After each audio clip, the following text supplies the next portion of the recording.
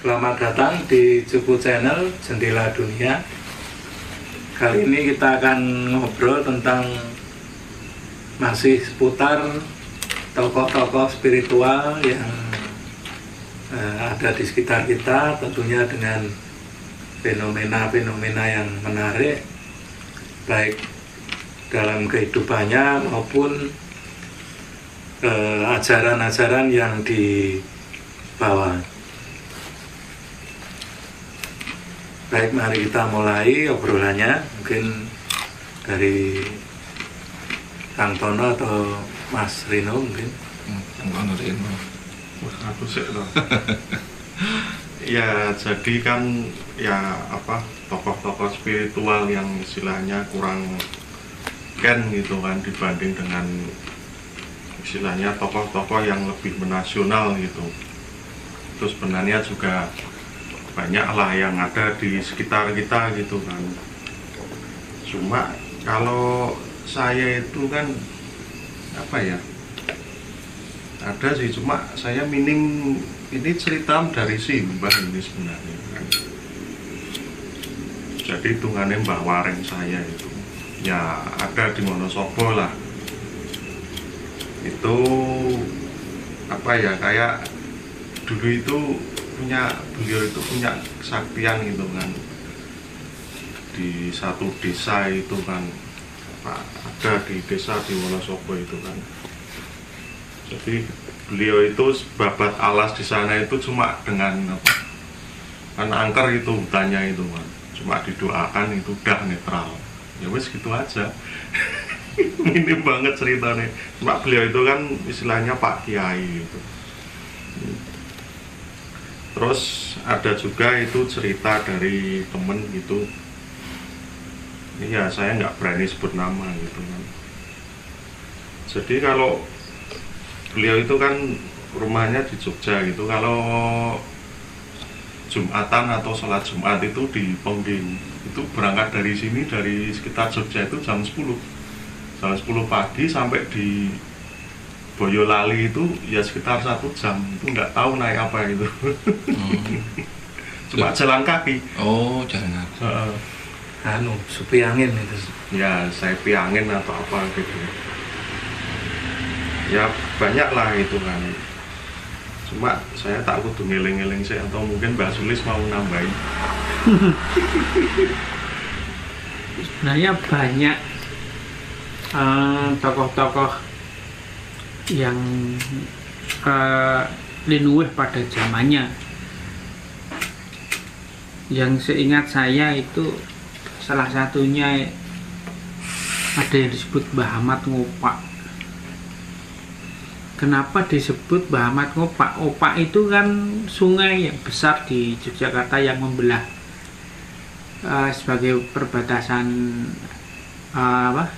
di perbatasan Klaten dan Yogyakarta.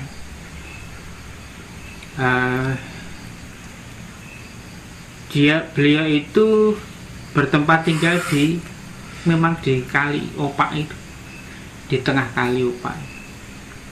Pada zamannya itu seperti orang yang sakti lah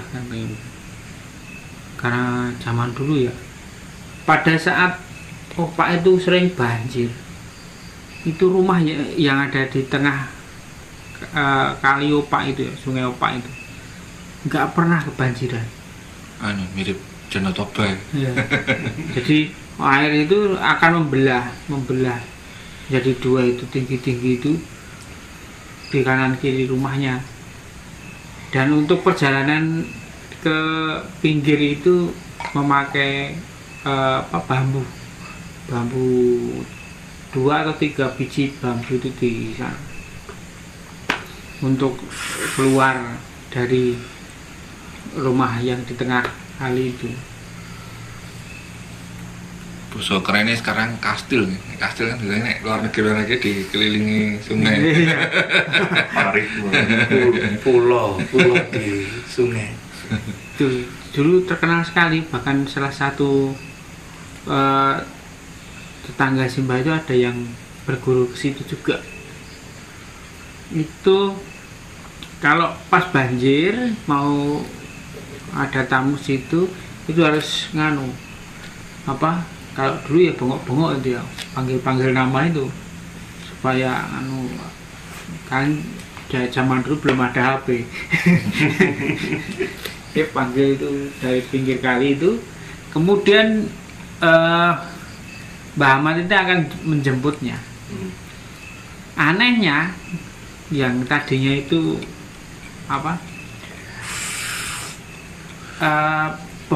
bambu yang untuk jembatan itu kena air ya. Begitu diinjak kaki Mbah Ahmad ini, airnya akan mengering. Jadi dia nggak akan basah. Sampai sana ya tiap jejakan kaki beliau ya kan air akan menghilang dan akan kering. Sampai menjemput tamunya itu masuk ke dalam rumah lewat jembatan itu ya nggak akan basah kalau seperti itu. Itu sampai terkenal. Sayangnya itu kematian wafat beliau itu kalau yang laki Mbah Ahmad Kupak sendiri itu kan meninggal duluan. Itu ya dirupti atau dimakamkan di sebelah barat Candi Prambanan persis. Kalau dulu itu di bawah jembatan persis itu ada makamnya 2.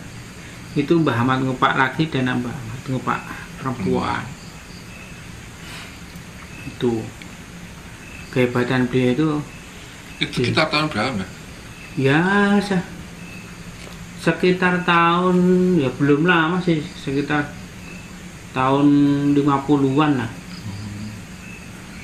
Karena hilangnya makam itu sendiri belum lama, saya dulu masih lihat kok ada dua makam di situ.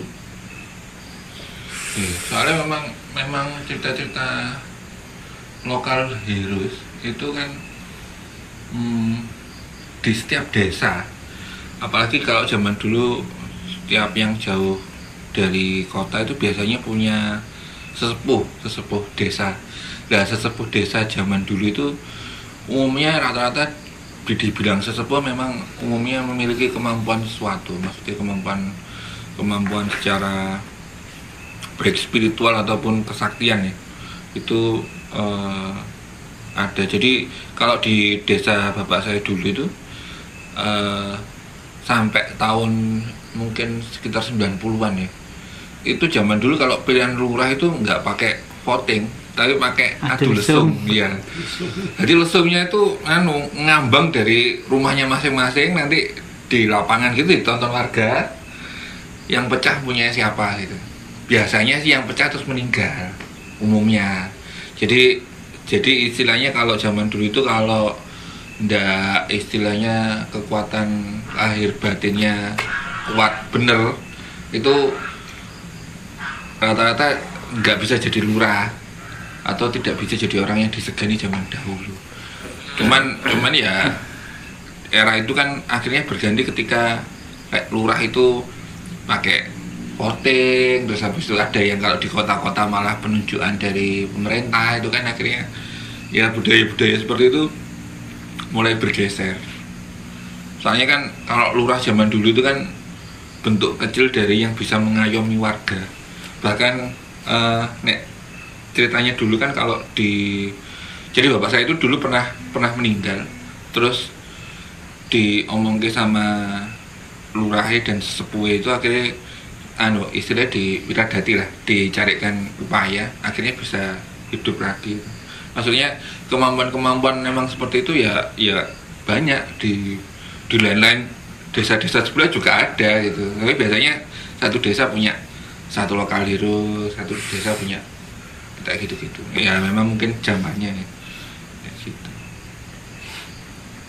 Ya ini kan untuk itu yang desa-desa lama itu kan mungkin yang usianya minimal 100 tahun lah itu. Cuma kalau desa-desa baru apalagi yang desa desa pindahan ya nggak tahu kan itu kan apalagi perumahan gitu. perumahan. developer yang sakti. Makanya kan ada punden-punden desa gitu ya, mungkin beliau-beliau ini yang dianggap sakti kan.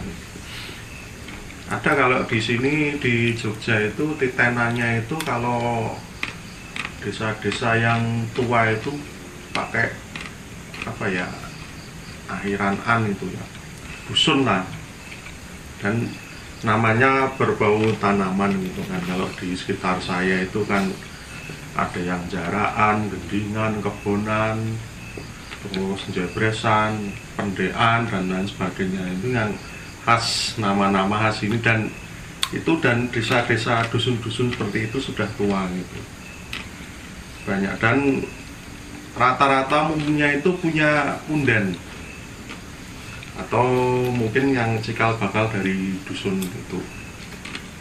Dan sebenarnya kalau kita mau menggali itu juga cerita-ceritanya banyak itu kalau di setiap dusun itu yang menyangkut itu, yang apa, pundennya itu. Ya, tokoh yang mendirikan desanya. Iya, tokoh yang mendirikan desanya itu. Kalau di saat dekat saya itu kan ada namanya dusun Pendean itu kan, itu konon yang dulu itu Mbah Pendek itu yang memang pendek itu orangnya pendek gitu kan. Itu kan konon katanya orang-orang yang lewat sekitar makam situ itu kan makamnya kan di tengah sawah itu kan, ada pohon kambojanya gede udah tua itu. Tipe-tipe makamnya udah kuno gitu.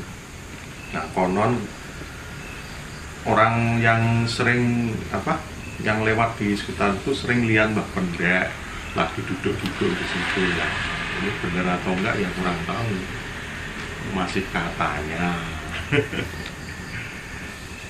Cuma soal kemampuan beliau itu waktu masih hidup ya saya kurang tahu juga sih. Iya, kalau dulu itu memang tiap daerah, tiap kampung itu pasti ada sesepuh yang sebetulnya mungkin bukan kepala desa atau bukan apa, nggak tapi harus kepala desa, yang dituakan lah, yang jadi paranporo. Jadi kalau orang punya masalah apapun pasti didatangi untuk cari solusi. Jadi ya bukan dukun, bukan paranormal, tapi orang yang dituakan, karena mungkin dari pengalamannya pasti lebih banyak, terus kearifannya lebih apa, dia lebih bijaksana, terus ya mungkin spiritualnya bagus sehingga bisa memberi, setidaknya itu bisa memberikan jalan atau solusi untuk persoalan-persoalan yang dialami masyarakat. Itu biasanya termasuk persoalan apapun, dari masalah kemasyarakatan, masalah rumah tangga, atau mungkin sampai orang-orang yang sakit. Itu dulu ya anak rewel itu dimintakan suwuk itu biar tenang atau apalah, itu pasti sawah banyak ada, hama. iya, pasti kayak gitu. Iya. Tapi ya memang zaman dulu itu satu memang nggak ada medsos, maksudnya belum ada medsos kayak zaman sekarang. Kedua itu rata-rata mereka itu ketika dianggap sesepuh atau dianggap dituakan, zaman itu kan masih orang yang memiliki kesaktian kan masih banyak. Jadi ketika katakanlah itu sesepuh desa, dia berani sampai diakui masyarakat desa sesepuh, itu biasanya sudah melewati banyak cobaan. Cobaannya orang-orang baik yang terlihat ataupun yang tidak terlihat. Beda kalau zaman sekarang. Nggak, zaman sekarang kadang-kadang kan modal medsos, angger omong dan settingan. Kalau menurut saya kan nggak gitu, nggak berarti orang sudah berani gitu. Sebetulnya orang menjadi paranporo itu karena sudah banyak terbukti. Jadi kan itu yang ngangkat masyarakat sendiri, yang mempercayakan masyarakat sendiri, bukan klaimnya dari masyarakat. Iya, jadi karena orang sering terbantu kalau minta solusi ke orang itu, jadi ya itu yang dianggap sepuh. Ya, gitu. Kalau zaman dulu memang kiai atau tabib atau apapun namanya ya yang sering dimintai pertolongan itu tidak mengangkat dirinya sendiri kok, malah orang-orang yang datang itu yang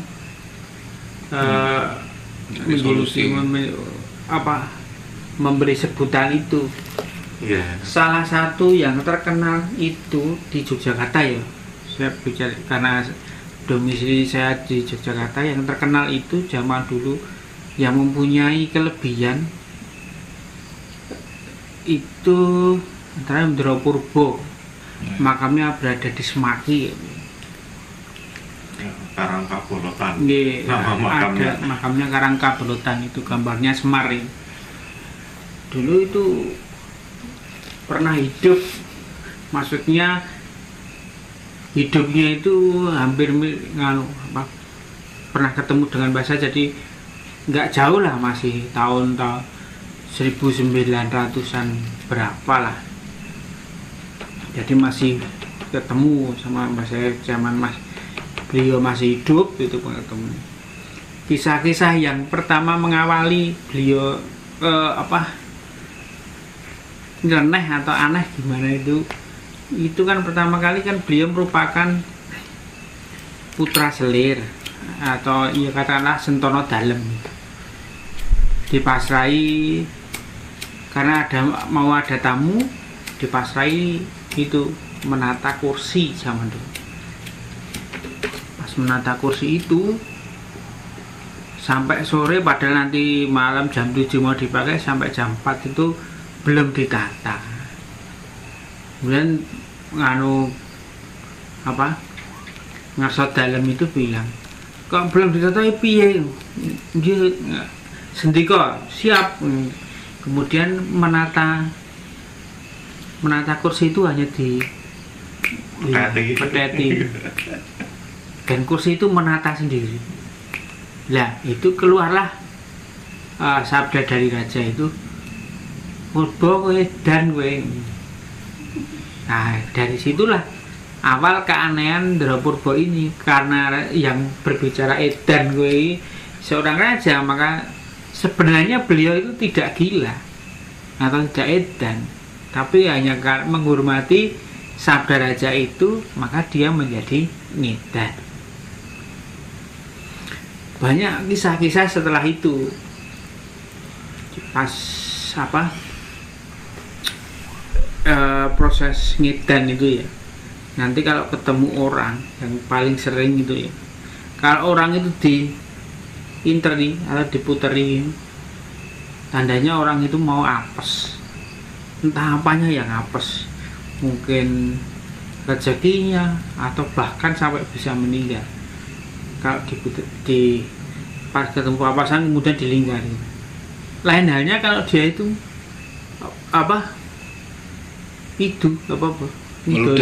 meludahi, itu mah justru akan mendapat keberhasilan, rezeki. Ada juga nanti kalau di rumah-rumah itu, kalau nanti tahu-tahu masuk kamar mandi kemudian airnya dihabiskan, berarti rumah itu mau apes rezekinya, habis-habisan. Ndoro Purbo meninggalnya tahun pinten nih? Nah, saya agak nggak apal tahunnya. Nggak, itu berarti kan sebetulnya Ndoro Purbo itu kan cuma memberi isyarat ya, memberi gambaran, bukan dia ngerjain orang gitu. Enggak, karena dia sebenarnya cuma menandai, bukan berarti dia mematikan atau menganu, tapi ya kan, nanti bisa beda persepsinya ya, kalau ya. Ceritanya seperti itu kan, nek diparani seperti itu kan, padahal kan sebetulnya beliau itu cuman isyarat. Mau memberi isyarat saja iya. kan?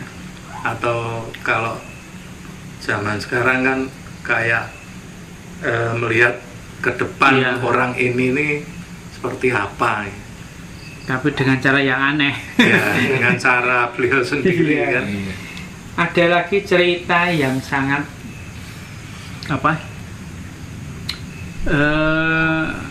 apa namanya, ada cerita yang sungguh menegangkan, mencengangkan, mengherankan itu. Zaman dulu kan pada waktu penjajahan Jepang, ada prajurit Jepang itu datang karena beliau di rumah itu sering kedatangan tamu ya, sakti begitu. Kemudian dari Jepang itu datang di situ, ngomong-ngomong, ngobrol sama beliau di sana. Nganu, kalau memang bener teko rumah, dari teko rumah yang ada di rumah itu seperti apa? Cepet-cepetan jupuk.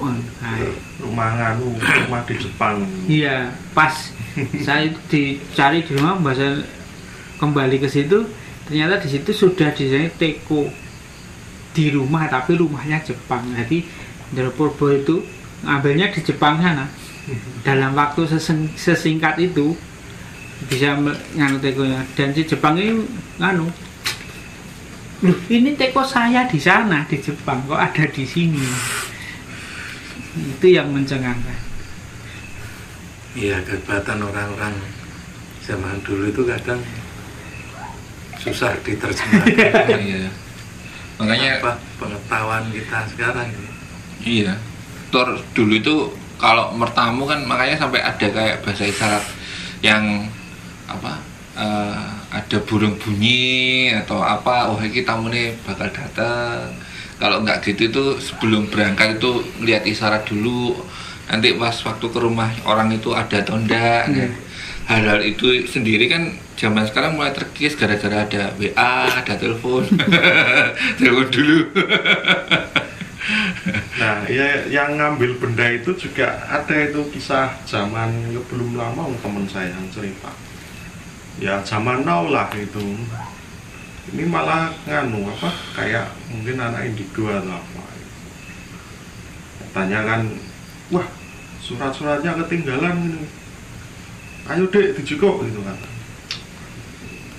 Ya gitu kan, dijawab sambil rasa-rasen, dia masuk kamar gitu.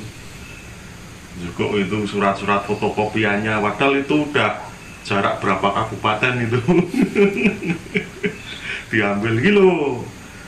Oh ya wes, matur nuwun gitu. Dia jadi modelnya ngambil barang jarak jauh itu. Dia cuma ngambilnya di kamar, padahal itu aslinya bendanya di daerah nganu kabupaten lain yang jaraknya yang mungkin 100 kiloan gitu.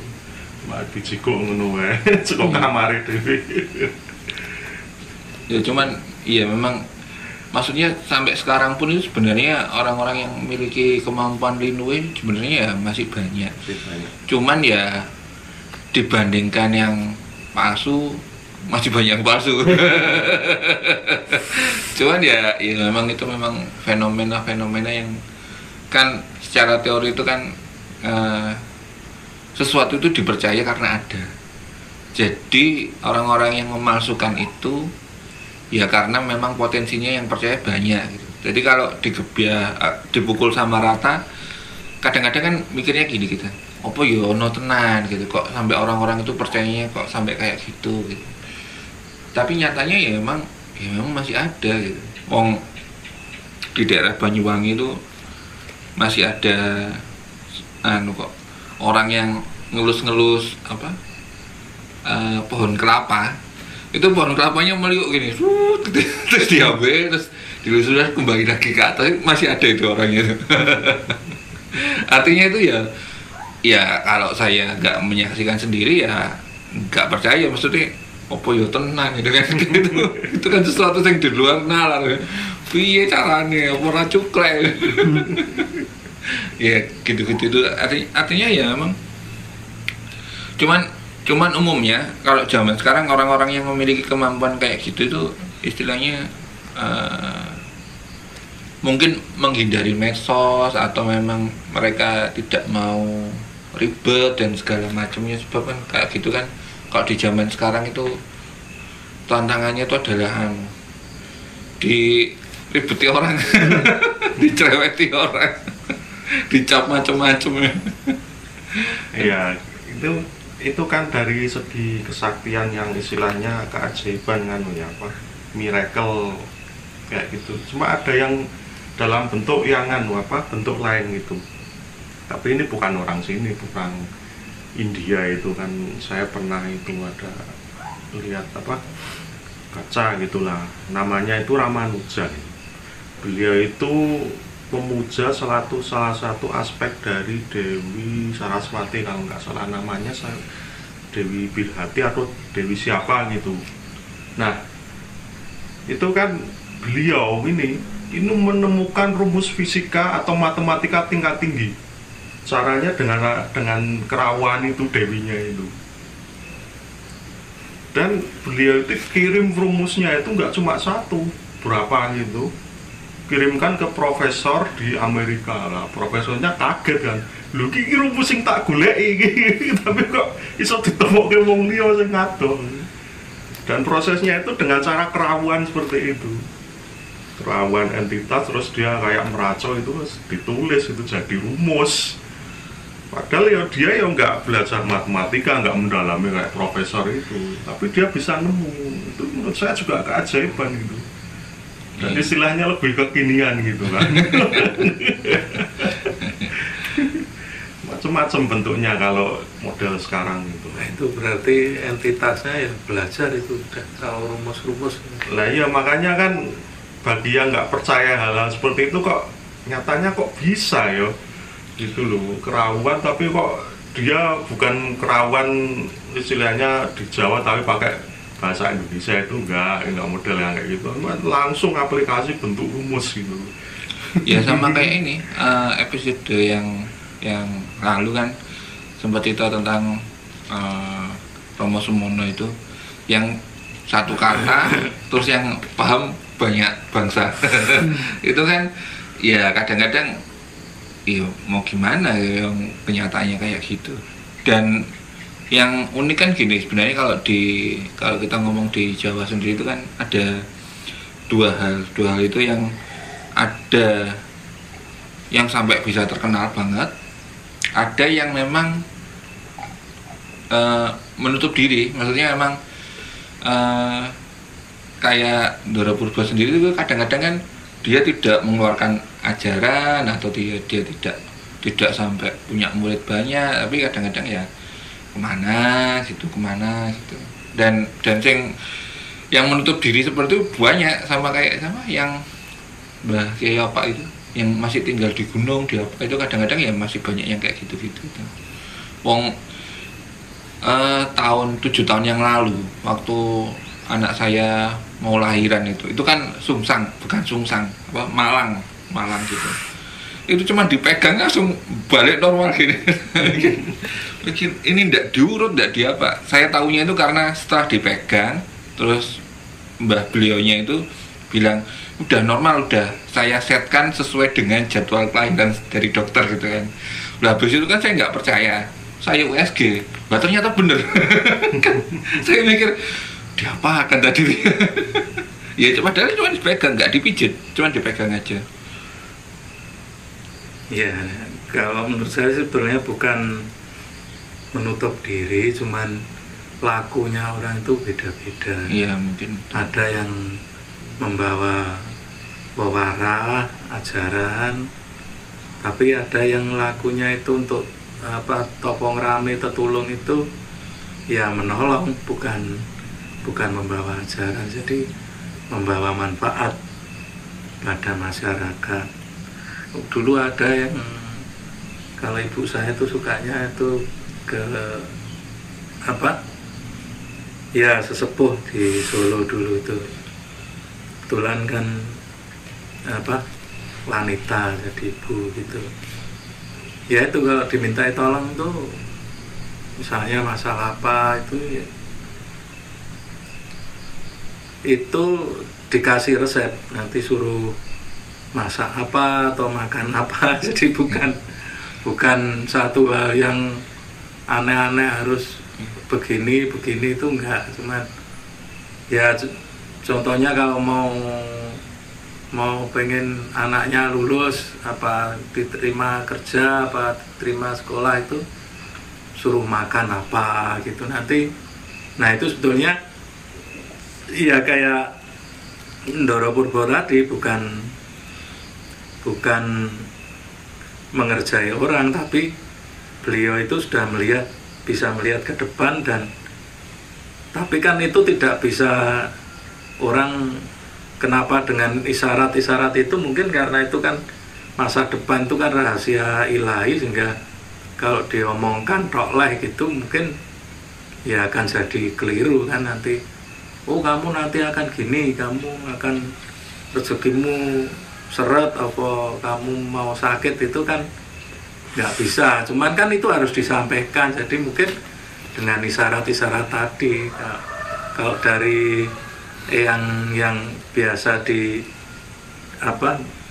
ibu saya datang itu ya itu perlambangnya mungkin masakan atau makanan apa. Nah itu nanti dari situ bisa diuncai, oh ini nanti akan berhasil atau enggak, atau kalau sakit bisa disembuhkan atau enggak, itu seperti itu. Dan kalau itu bisa sembuh ya dengan serono itu langsung sembuh gitu. Ya bukan langsung ya, bisa sembuh seperti itu. Banyak yang punya kemampuan seperti itu. Kayak dulu kalau di Solo itu dulu kalau nggak salah yang nyopit itu sudah legendanya gitu. Sebelum banjir besar di Solo tahun 65 itu, tahun 65 atau 66 ya, pokoknya saya belum lahir lah. Itu banjir paling gede di Solo itu jadi peringatan kalau orang-orang tua dulu.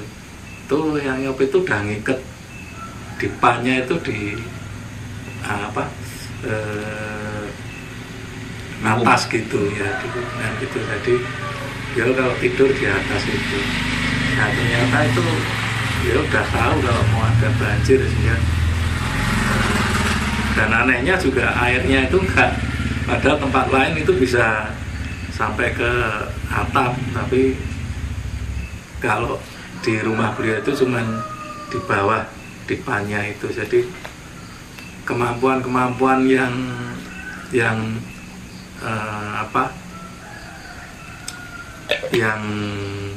seperti itu biasanya mungkin itu mempengaruhi perilakunya, atau mungkin disamarkan dengan gaya si pemilik kemampuan ini dengan agak nyentrik, mungkin dianggap semacam gila atau kayak ya nyentrik lah. Jadi nggak sewajarnya orang. Mungkin bisa jadi itu untuk menutupi, atau mungkin juga pengaruh dari energi yang dia bawa seperti itu.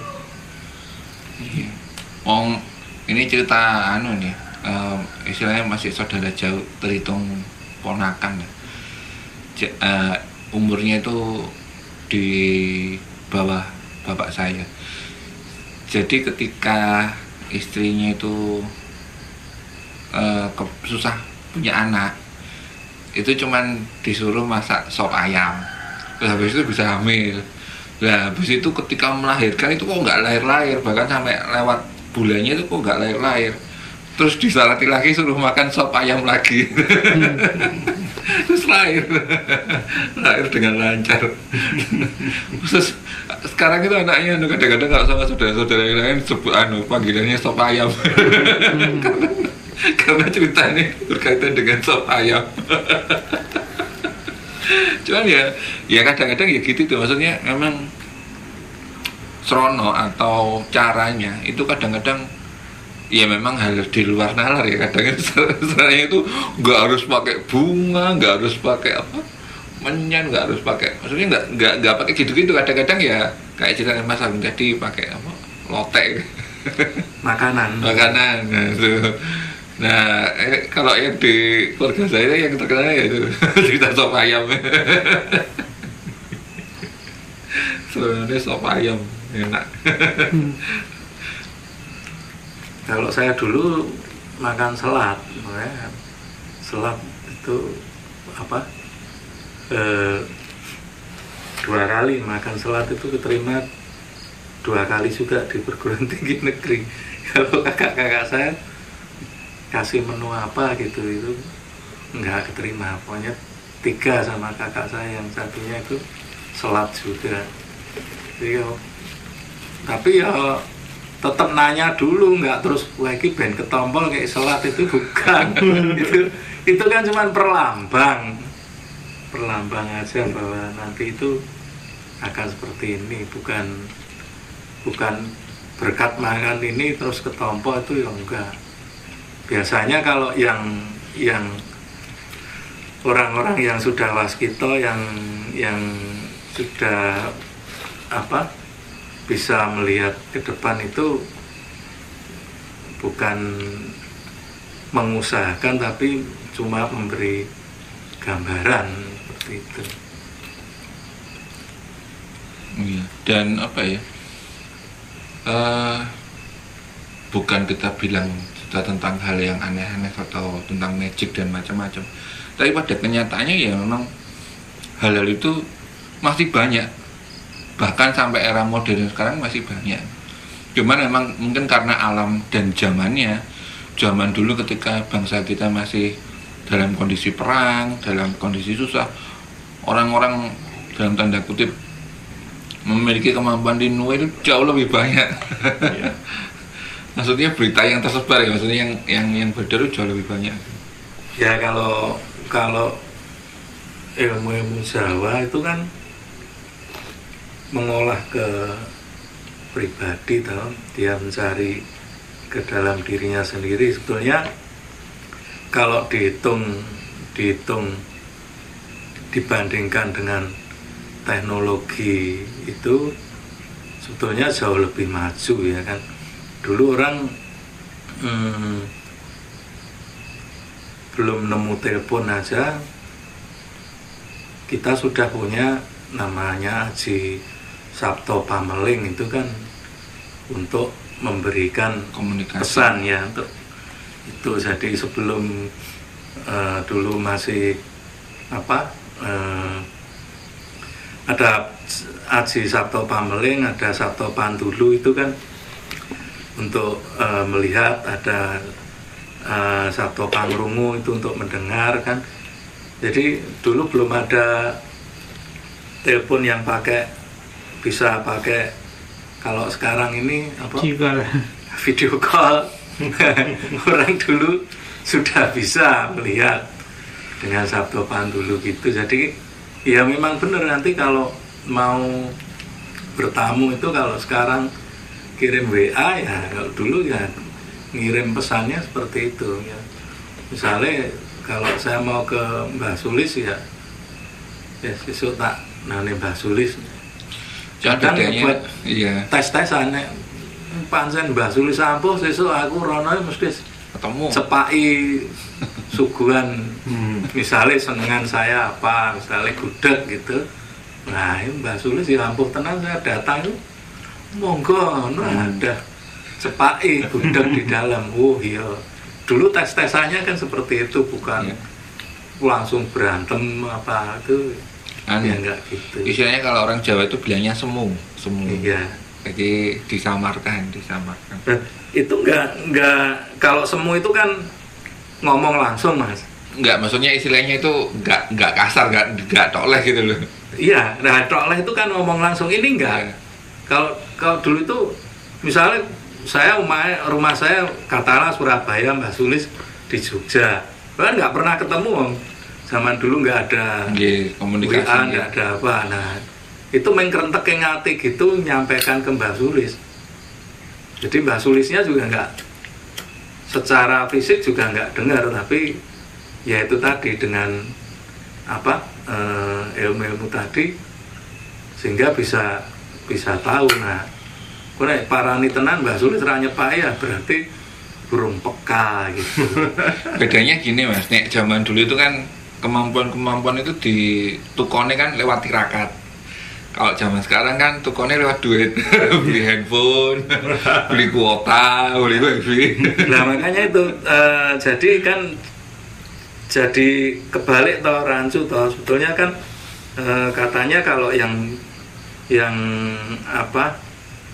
orang Jawa itu lebih sosial kan, lebih ke masyarakat, terus yang orang Barat itu lebih individualis kan gitu. Tapi ini kan kebalik hasilnya. Kalau yang Barat itu semua orang bisa pakai. Iya.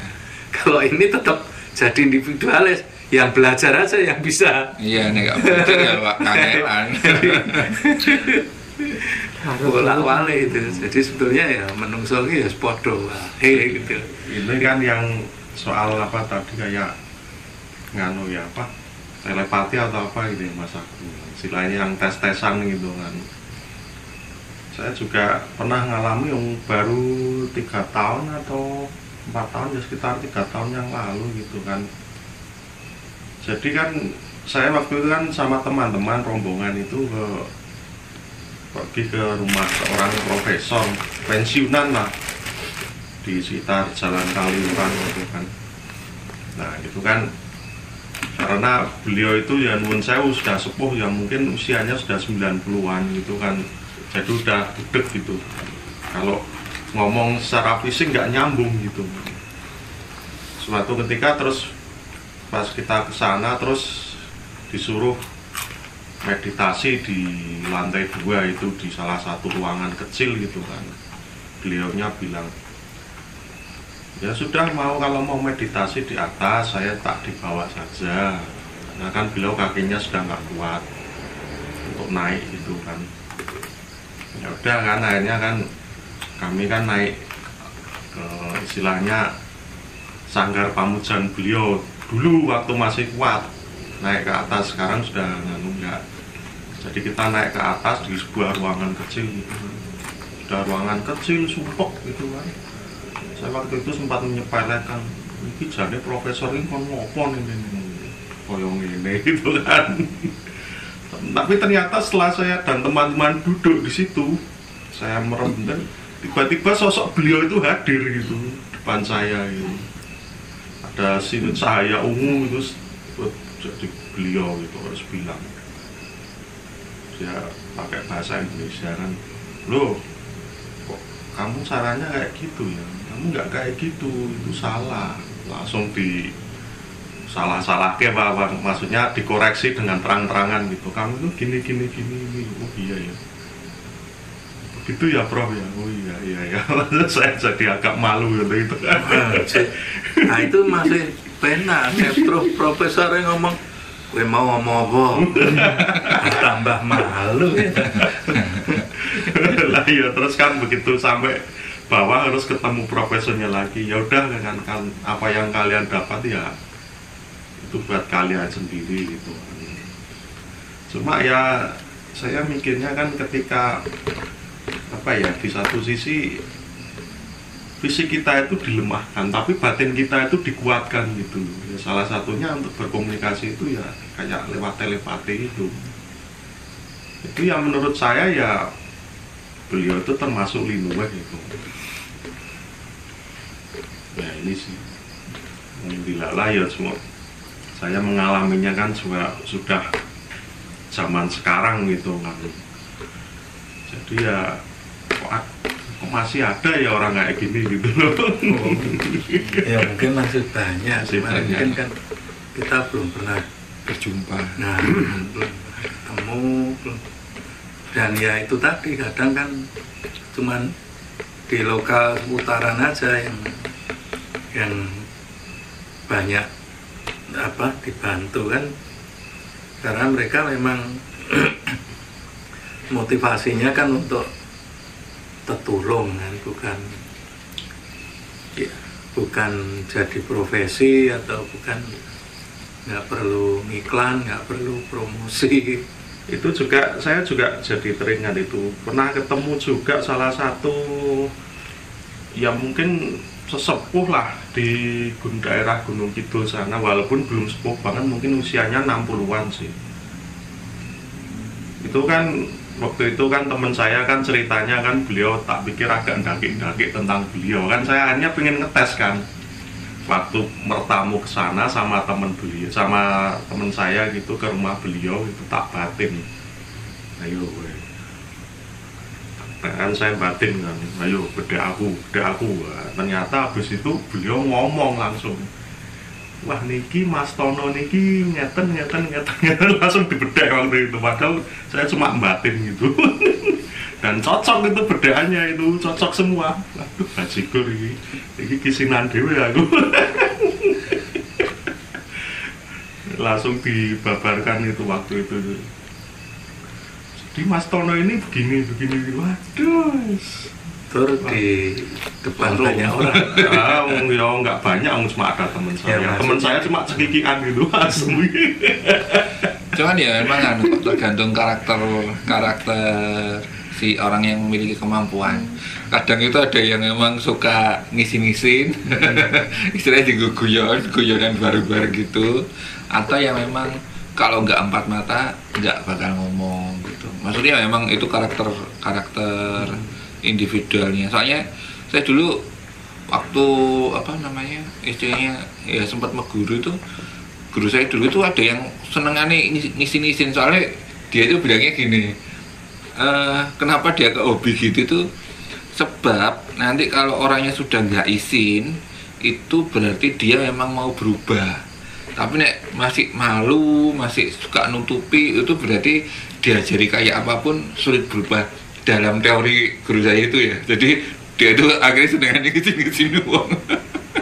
Itu biasanya kalau yang cobloko itu ya pun saya biasanya itu kiai sepuh gitu, langsung ditembak itu.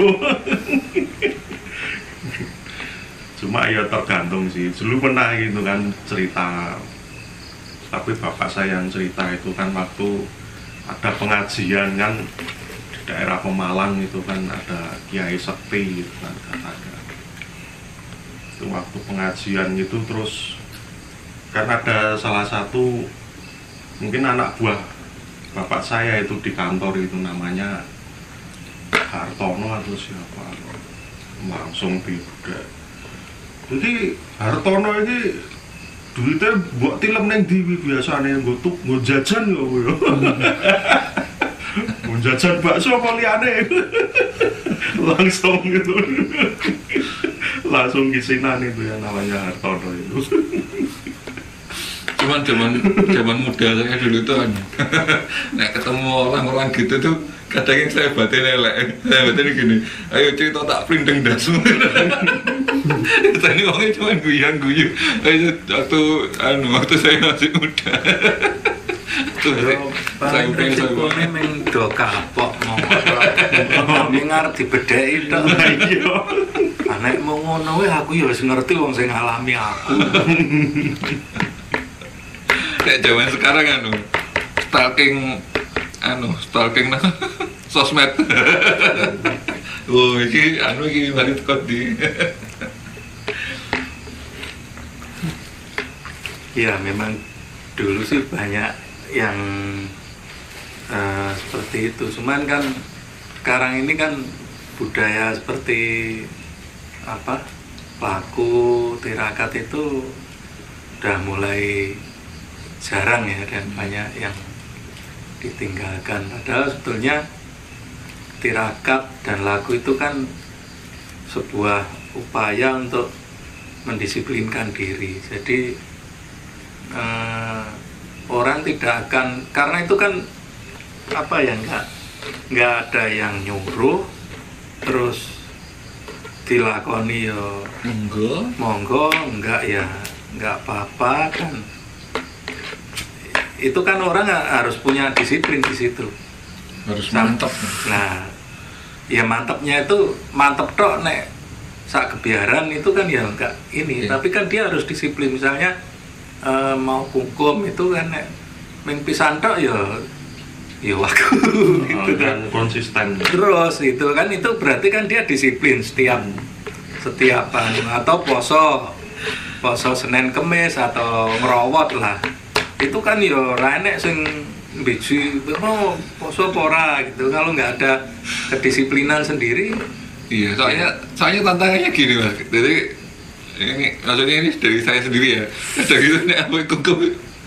Pikirannya soalnya aneh, meneh dicokot cuyu piye. Maksudnya pikirannya paling ya kandani-kandani. Ya dicokot wae.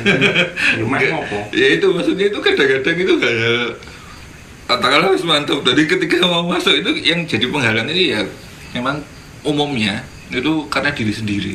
Iya, karena disiplin diri tuh. Disiplinnya kurang ya. Kadang disiplin kurang itu gangguan ini modelnya macam-macam, bahkan sampai yang istilahnya logika konyol. Jadi kadang-kadang kita berangkat itu aku nek tuku susu ra mantep. Sampai sana itu ya gak dipakai, cuman ya itu kan karena istilahnya untuk membulatkan tekad sendiri itu ya perlu disiplin. Itu maksudnya memang harus mengalahkan hal-hal yang karena penolakan itu kadang-kadang kan sifatnya sing takut inilah, takut itu yang kadang-kadang sebenarnya kalau ditenangkan pikirannya itu kadang-kadang ketakutan itu yang tidak beralasan kan? Iya, kalau laku itu memang belajar disiplin kok. Iya. Apapun lakunya kan, mulai kungkum, poso, ngebleng, apa mau ke petilasan, ziarah atau apapun itu. Dan juga kalau nganu itu kan konsisten atau mendisiplinkan pikiran itu kan, kalau istilahnya konsisten itu kan untuk jangka panjang gitu kan. Yeah. Jadi kungkum bisa ya engko nek ben malam Jumat kungkum ya kungkum terus gitu kan. Dan malam Jumat berikutnya itu kan kalau saya ngalaminnya yang istilahnya yang sesaat itu, yang jangka pendek itu ya wis memang niat kungkum itu dilalai dikon kungkum ning nggon objek wisata gitu. Di mana gone nek bengi ra ya sepi to. Awan, akeh wong. Dideloki wong akeh. Itu kan celana panjang tak copot gitu kan, cuma kaosan sama celana pendek. Celana panjang itu kan ada dompetnya itu di belakang tak taruh itu, di situ juga ada orang seliwer-seliwer. Saya kan kepikiran gini, dompet hilang piye gitu. Untungnya di objek wisata neng akuarium terus akeh wong. Terus di akuarium. Lah itu saya pernah itu. Nek tadi Mas Rino kan ngomong apa takut yuyu lah. Nek yuyu saya belum pernah, tapi nek udang itu sensasinya Mas. Iya. Itu cekuit itu. Nah, itu wis untuk tidak berteriak itu disiplin itu ya nggak apa-apa, tapi terus ya itu tadi yang udang ini bukan objek wisata, terus ya objek wisata tapi malam sepi toh. Wah, naik kungkum itu belalah datang rombongan. Itu ya mau kungkum juga, cuman pemula. Nah, itu wis nganyel gitu tenan itu. Jadi ini kalahnya bukan sama demit tapi kalah orang. Jadi wah, lihat orang kungkum malah wah itu ada bola ya gitu. Jadi kepala orang itu dikira malah kayak gitu. Wah, terus itu wes ben rapopo gitu toh. Barengan itu nyemplung itu kayak orang berenang loh, jebur gitu. Arah orang banyune segini toh. Nah, terus nek ngombar munggah tekan gitu. Ampun, nyerah saya udah munggah wae wis peken. Iya, tapi kadang-kadang gitu-gitu apa ya, istilahnya mungkin menurut zamannya ya, godanya itu kadang menurut zamannya.